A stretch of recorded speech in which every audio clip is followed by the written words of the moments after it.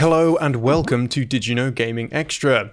Today we're exploring cases of plagiarism relating to the Mario franchise, or at least what could be described as overreaching inspiration. The games industry is of course a creative medium, and to ignore the work of others would be foolish. It's healthy for one game to be inspired by another, but sometimes the level of influence steps over the line. But before we jump into some of these copycat titles, we're taking a moment to talk about this video's sponsor, Keeps. You may already know that 2 out of 3 guys experience some form of male pattern baldness by the age of 35. Everyone has a friend or family member who's grappled with male pattern baldness and how upsetting it can be to go through. If you think you might be going down the same path, Keeps can help you hold on to what you already have and sometimes even regrow old hair. Keeps offers scientifically proven and affordable treatments. This is done with generic versions of the only 2 FDA-approved hair loss products out there. Some of you may have tried them before, but probably never at this low of a cost. Keeps lets you get treated from home by doing an online consultation with a doctor to get your prescription. Not only this, but the hair loss medication is delivered right to your home. No need to wait in line at the pharmacy. If you're ready to take action and prevent hair loss, go to keeps.com/DYKG or click the link in the description to receive 50% off your first order. That's keeps.com/DYKG. And now, back to the trivia. The first game we're looking at comes from a market full of plagiarism, the world of mobile gaming. Mole Cart was created by the Chinese company Shanghai Shengran Information Technology and was released on both iOS and Android devices in 2012. Although it seemed to be a fairly simple and innocent kart racer, the title didn't hang around on the app stores for long, as a copyright claim was made against the title by Nintendo. The claim was based on gameplay trailers which seemed to include graphical assets that were far too similar to those from the Mario Kart series for it to be a simple coincidence. In particular, several settings, items, and course maps look nigh on identical to those found in Mario Kart Wii, including courses like Peach Beach, Mushroom Gorge, and Moo Moo Meadows. The copyright claim struck the game from the mobile storefronts, but it wouldn't be long before the game reappeared, being released under a different title, Mole Kart 1. Many reviews claimed that the game was actually pretty decent, all things considered, despite it being a very obvious rip-off of Mario Kart. By the end of 2012, a sequel had already been developed and released, Mole Kart 2 Evolution.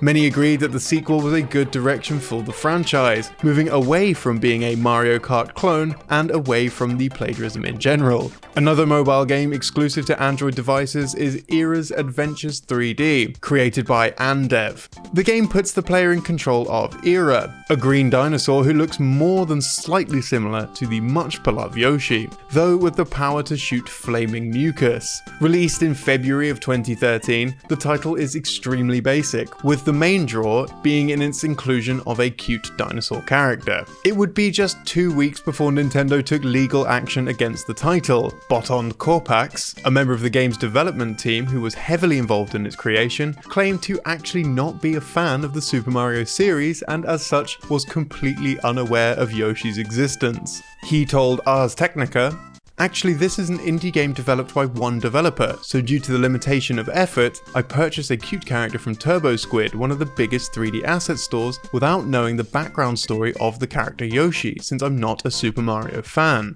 Once the game was released on the Play Store, after spending hundreds of hours in making the game, I started receiving kind mails from Super Mario fans that I stole Yoshi, etc. So I started Googling and realized that the character is really from the Super Mario series. The game was removed from the Google Play Store for a short while, but it appeared again with an entirely new design for Era. But this wouldn't save the title entirely, as it was removed permanently only a few months later. The game made a reappearance in 2014 under the new title of Jak 3D, taking Era out of the equation and replacing the less original dinosaur with a slightly more original dog. Of course, both of these cases involved games making use of Mario assets, but plagiarism doesn't have to be games copying games. In January of 2019, the Chinese government actually stole from the Big N, taking several objects from Super Mario Bros. For use in a political video. To list all of the assets taken directly from Nintendo's video game would be too extensive, though it includes graphics, Mario's head, and sound effects. All from the Chinese Supreme People's Court, one of the highest courts in the country. You know, the place that should be trying to uphold the law.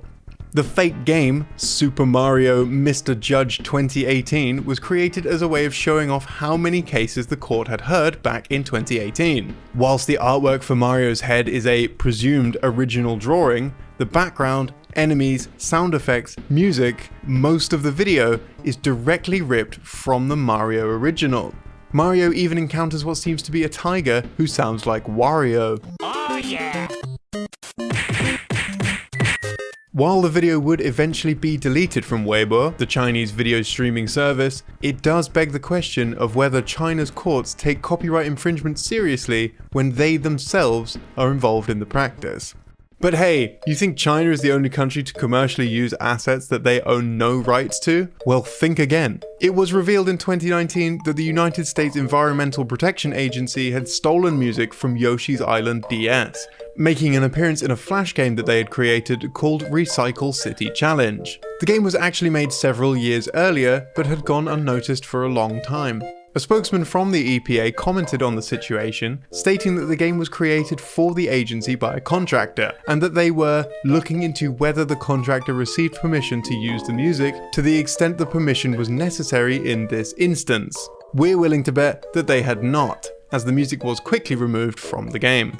These previous cases are all rather recent, but the copying of Nintendo's Mario series has been going on since the original title released back in the 80s. The Great Giana Sisters was developed by Time Warp Productions and published by German studio Rainbow Arts in 1987 on the Commodore 64, before being ported to several other systems. In the game, the player takes on the role of Giana, a girl who has found herself in a world of monsters after falling asleep. She must run, jump and platform her way through this strange world, looking for a hidden diamond which will wake her up. On release, it was immediately apparent to many players that the game wasn't exactly filled with entirely original designs. Not only are the game's graphics almost identical to Super Mario Bros., but so too is the game's first level. The game itself is even self-referential of its intentionally replicative manner, with some versions of the game's box art featuring the line, "The brothers are history."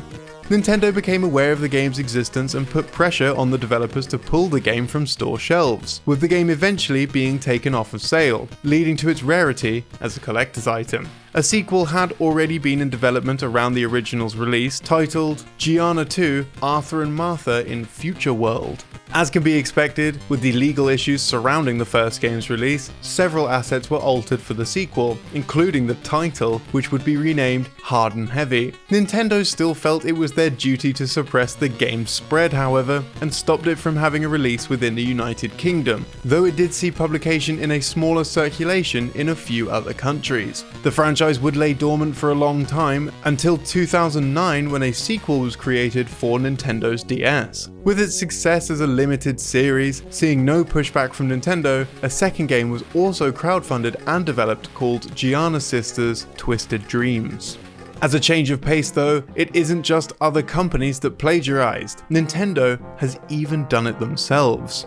After the Super Mario Bros. Encyclopedia was published in 2018, it wasn't long before it was revealed that one of the book's translators had taken unofficial or unconfirmed names of several characters from websites. These included the Super Mario Wiki and Mario Wikia. This means that some of the contents of this book is actually inaccurate, as several enemies had never had their English names revealed, and so the book uses their conjectural names created by fans, or simply just their names in another language, as used by the Super Mario Wiki for the character's page prior to an English name being given. And now it's time for this episode's random piece of trivia. Today we'll be looking at none other than a game from Mario's historical rival, Sonic Adventure 2. There's a rarely seen piece of anti-piracy protection within the Dreamcast version of the game. If the console detects that the game is running from a copied disc and not an official GD-ROM, Eggman will be locked in a death cycle at the start of his section in Canon's Core, the final stage in the game. He'll immediately start falling through the floor, dying and respawning in the same position repeatedly. It is possible to reach the end of the stage, but visual glitches and a fixed improper camera angle will hinder the player's attempts to navigate the level. Did you also know that a Russian schoolgirl plagiarized the story of Ocarina of Time and sold the book to great success in her home country? For more facts, check out our video on Zelda plagiarism. You could also check out our video on Doodle Doobie Star, a Chinese knockoff of Mario Galaxy. Don't forget to like and subscribe for more Did You Know Gaming, Did You Know Gaming Extra, and Region Locked. My name is Greg. It's been my absolute pleasure serving you today, sir. Would you like an aperitif with your caviar, sir? Well, very well. Then I hope to see you again soon.